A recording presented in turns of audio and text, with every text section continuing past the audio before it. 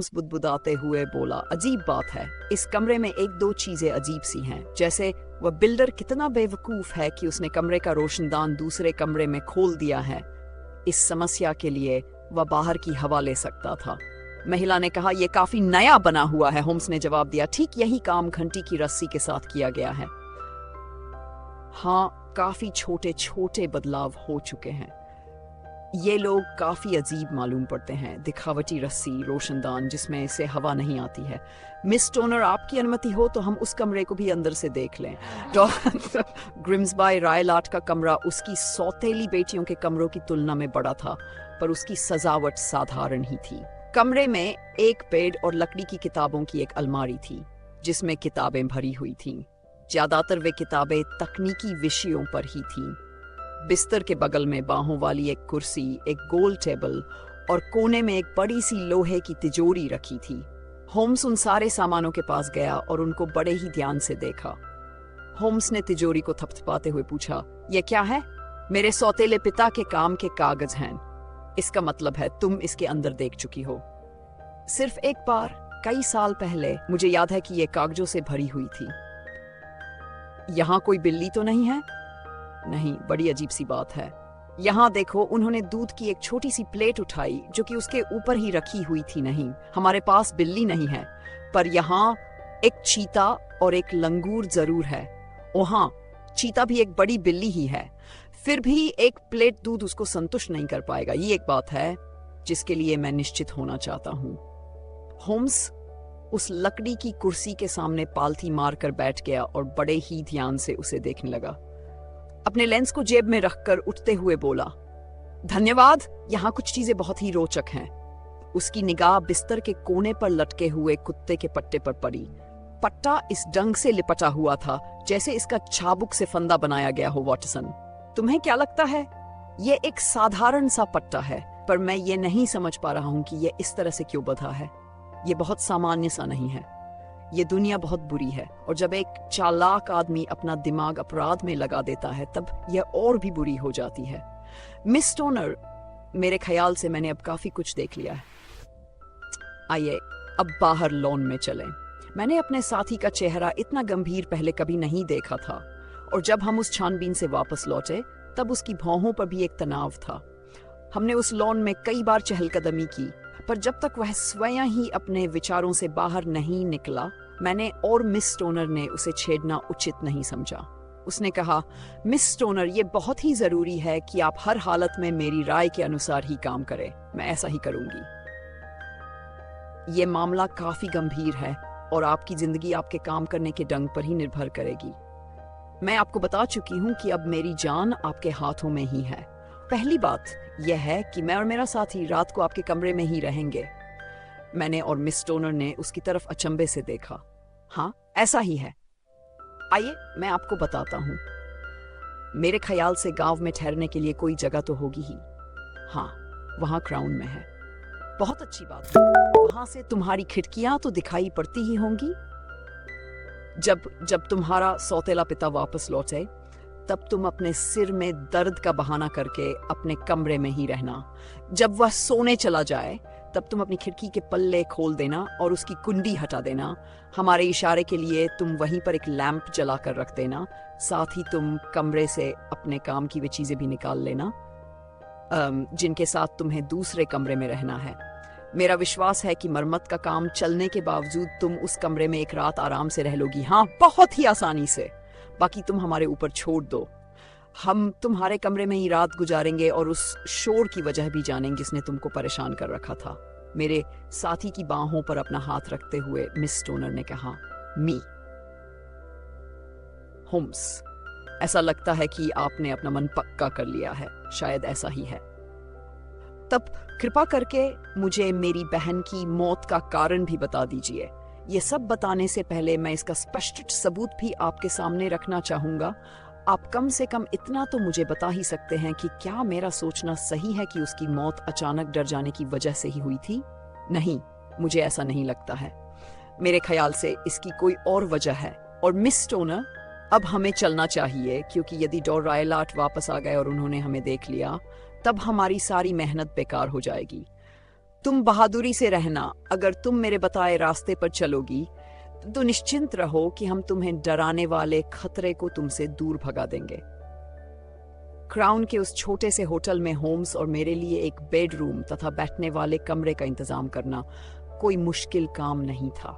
हमारा कमरा पहली मंजिल पर था। इसकी खिड़की से हम आने जाने वाले फाटक और स्टाक मोरान के रिहायशी हिस्से को भी देख सकते थे। शाम के धुंध हल्के में हमने देखा कि डॉल्स ग्रिम्सबाय रायलाट एक घोड़ा गाड़ी से लौटे, जिसे एक लड़का चला रहा था और उनकी विशालकाया उसके पीछे बैठी है। उस लड़के को बड़े सेलों के फाटक को खोलने में थोड़ी परेशानी हो रही थी। तभी हमने डॉक्टर जैसी आवाज सुनी और देखा कि वह उस लड़के को गुस्से से मुक्का दे रहे थे। घोड़ा गाड़ी अंदर चली गई और कुछ ही पलों के बाद हमने देखा कि पेड़ों के जुर्मुटों से छनकर किसी एक बैठक कक्ष से लैंप की रोशनी बाहर आ रही है। क्या हम उस गहराते अंधेरे में साथ बैठे थे? तब होम्स ने कहा, वाटसन, क्या तुम्हें पता है कि आज की रात तुम्हें अपने साथ लेकर चलने में मुझे थोड़ी हिचक हो रही है। वहां किसी खतरे की संभावना है। क्या मैं वहां तुम्हारी कोई सहायता कर सकूंगा? तुम्हारी मौजूदगी ही बहुत कारगर हो सकती है। तब मैं जरूर चलूंगा। मैं तुम्हारा एहसानमंद हूं। तुमने खतरे की बात कही है। तुमने उस कमरे में जरूर कुछ देखा है जो कि मुझे नहीं दिखाई पड़ा। नहीं, पर मुझे लगता है कि मैंने थोड़ा अधिक निष्कर्ष निकाल लिया है।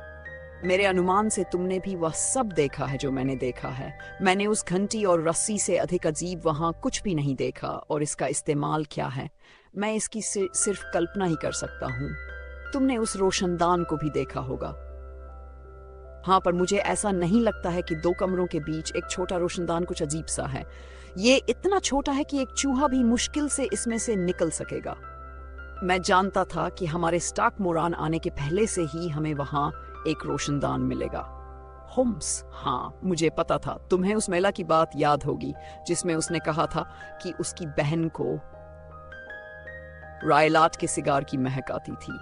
इससे पता चलता है कि दोनों कमरों के बीच कोई संबंध है। यह छोटा भी हो सकता है, और यदि बड़ा होता तो मौत के बाद भी कोरोनर की टिप्पणी में उसका उल्लेख अवश्य होता। इसके होने में नुकसान क्या है?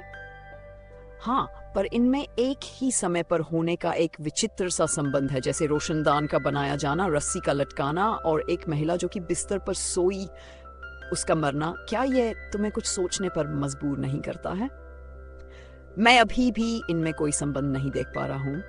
क्या तुमको उस बिस्तर में कुछ खास नजर आया था? नहीं, ये जमीन से जड़ा हुआ था।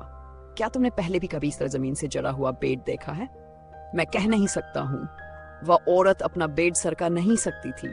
इसे उस रोशनदान और रस्सी के ठीक सामने की जगह पर ही रहना होगा, और हम यह भी कह सकते हैं कि यह रस्सी घंटी बजाने के लिए नहीं थी। मैंने जोर से कहा, होम्स, ऐसा लग रहा है कि तुम जो कह रहे हो मैं उसे वाकई कुछ समझ रहा हूँ। हम सचमुच किसी भयानक अपराध को रोकने के लिए ठीक समय पर यहाँ पहुंच गए हैं। अत्यंत भयानक। जब एक डॉक्टर ऐसा गलत काम करता है तब वह पहला अपराधी होता है। उसके पास ताकत भी है और जानकारी भी। ये आदमी गहराई से चोट करता है, पर वाटसन, हमें भी गहराई से ही चोट करनी होगी। रात खत्म होने से पहले हमारे पास बहुत सी भयानक बातें होंगी। चलो कुछ घंटों तक खुश रहने के लिए और मन बहलाव के लिए पाइप पीते हैं।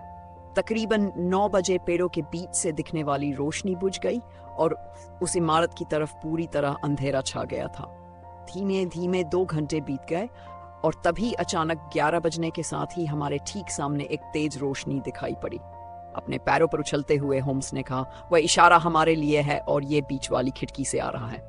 जब हम वहां से निकल रहे थे तभी होम्स ने होटल के मालिक से कहा, हम किसी परिचित से मिलने जा रहे हैं और रात में हम वहीं रुक भी सकते हैं।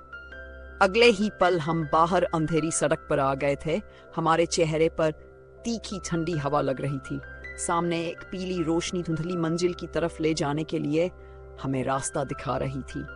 हमें उस मैदान में घुसने में थोड़ी परेशानी का सामना करना पड़ा, क्योंकि उस पुरानी चहारदीवारी में जगह जगह बिना मरम्मत वाली दरारें पड़ी हुई थी।